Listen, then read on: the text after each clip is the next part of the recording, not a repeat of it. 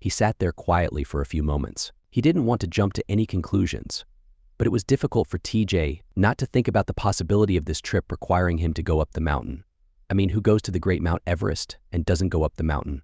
But from where this hotel is to the mountain is quite a distance away. So he stopped himself mid-thought and decided not to get ahead of himself, yet continued reading about the area. We're here, The driver said. Wow, that was quick.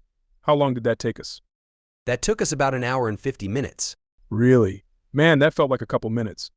TJ started to get his things together.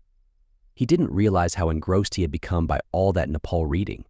It had moved from anxious, concerned reading to a curious fascination. Thanks, man. TJ said to the driver. You're welcome, The driver said as he drove away. TJ stood in front of the International Departures entrance.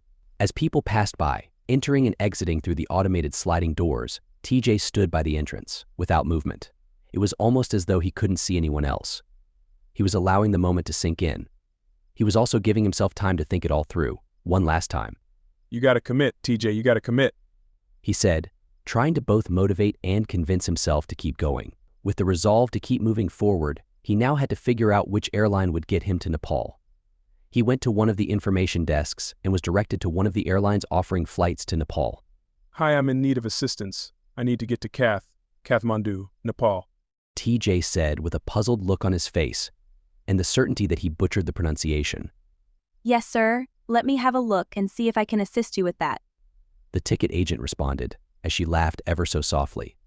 TJ felt a little embarrassed at that moment. It didn't help that he had never been outside of the country before, so his self-consciousness was quite high, though he would never let it show. In fact, this was going to be his first time on a plane. Although he had been around the country, his school sports teams always used the bus or the train. And despite the fact that he lived close to LAX and had seen and heard many planes depart and land, he had never been on one. Did you have a specific arrival and return date, sir? Yes, I need to be there by 6 p.m. this Sunday, and it will be a one-way flight. Oh, The lady said with slight bewilderment.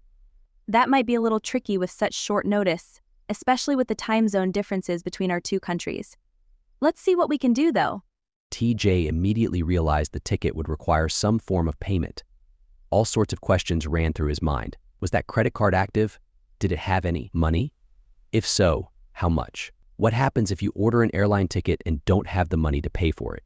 Is it like a restaurant where they'll make you wash dishes? What's the equivalent of dishwashing at an airport?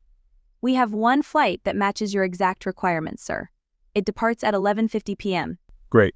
TJ replied, masking his anxiety with a smile. Unfortunately, there's only one seat left, and it's in business class. The lady pronounced. She wasn't saying it with any sort of judgment. She could sense his travel inexperience and slight reservation in their interaction. He had a single backpack, wearing jeans with a pair of Jordans, a no-name brand jacket with a Lakers snapback. He didn't necessarily shout money. She was more concerned about him being unable to get to his destination than his inability to pay for a business class ticket. In her line of work, she had learned to never judge a book by its cover. How much will that be? He asked while taking out his wallet. $10,251, sir. She responded. Here you go. He said, handing her the credit card, as his smile started to look like it was agonizingly forced. Before I run that through for you, sir, I need your passport to get all your information.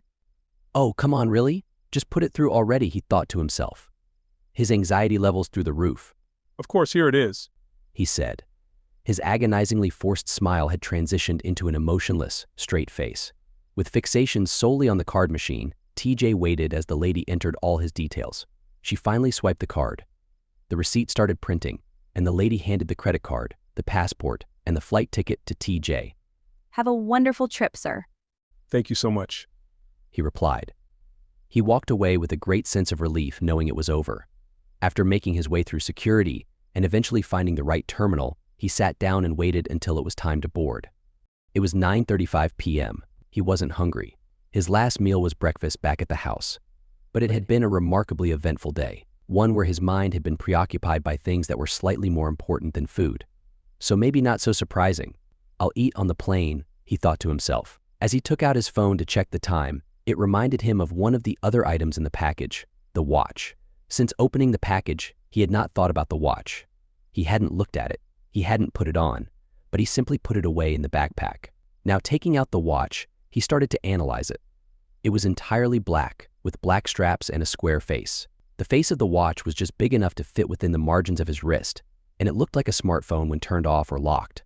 The watch had no buttons to operate it, no matter which way he turned it. He just couldn't make heads or tails of it.